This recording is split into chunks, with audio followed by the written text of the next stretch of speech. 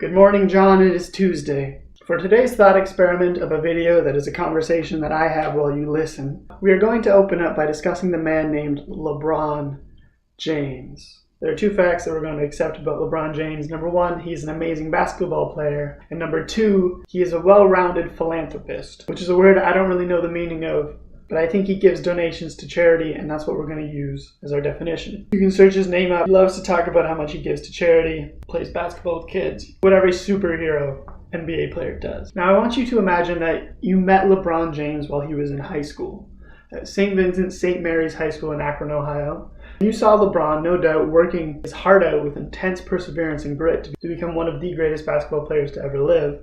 And you say, LeBron, I appreciate all the work you put in. Let's take a moment to begin your charitable expedition. You look at this young man and say, you're going to go places, kid. We're going to start making you the best global citizen we possibly can. And he's pretty good at basketball. You know, if he spent one less hour a week playing basketball as a child, he'd probably still be quite good. You could argue maybe he'd be not the superstar he is today if he didn't practice as much as when he was a kid. It's hard to really know, but is there some sort of sacrifice by saying to the future LeBron Jameses of the world, we need to cut back your playtime and make you a more well-rounded human being?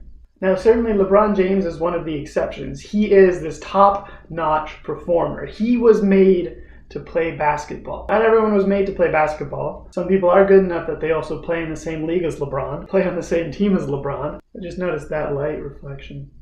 It's like a UFO. And certainly LeBron is the top creme de la creme that we're comparing people to.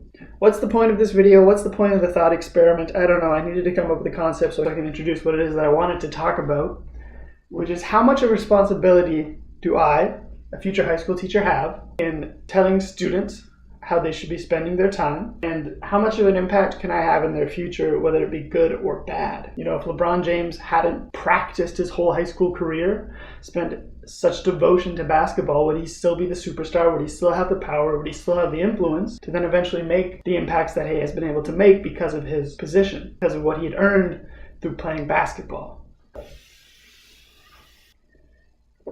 When I get to play the role of the teacher in a classroom, I'm all about shoving in morals wherever I can find them. I'm stuck with the wonderful curriculum of mathematics, which tends to be pretty abstract and lack a whole lot of concreteness. So any moment that I get to say, here's a real life application that will hopefully make you a better person, I'm going to dive on that. However, if I'm involved in a more casual setting where students are there on their own free time, do something that they care about, I feel much less obligated or like it's my right to push a moral upon somebody that, you know, it will make them a better person.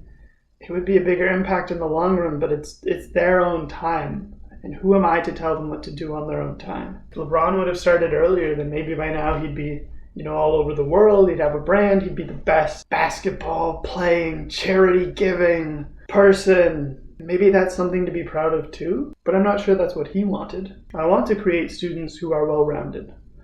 And I think if I can, you know, get them doing multiple things, if a student is willing to come out on their free time and join me in an activity like doing math enrichment, or if I end up coaching a team, then I think I would be grateful just to have the opportunity to spend time with them additionally and appreciate that they're coming out. I don't think I can justify necessarily shoving morals down their throat. That isn't to say that just by being there, they're not already improving themselves as citizens, because they are learning skills that are very important. My dad told me that this kid that plays in their high school band, like 90% of them don't continue to play their instruments. The main thing that they're learning there is to be able to show up on time, to practice consistently, so some sort of routine as a human being, and also like a commitment to a larger ensemble. And I think the same could be said with sports teams. Like, it's a very similar analogy. Just by showing up, you're gaining important life skills that will improve you as a citizen. I think that is something to be proud of. That is something to be celebrated without having to go above and beyond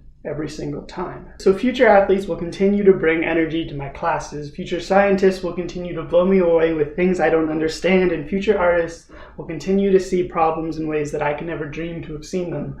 And I look forward to the challenge that they bring me. We want our students to be well-rounded. We want them to be able to achieve in many different fields. That does have the chance of interfering with somebody who's going to go on to specialize in something great. Sure, we can introduce all these amazing variety of topics, but sometimes if we don't, people do amazing things regardless. It's a hard balance.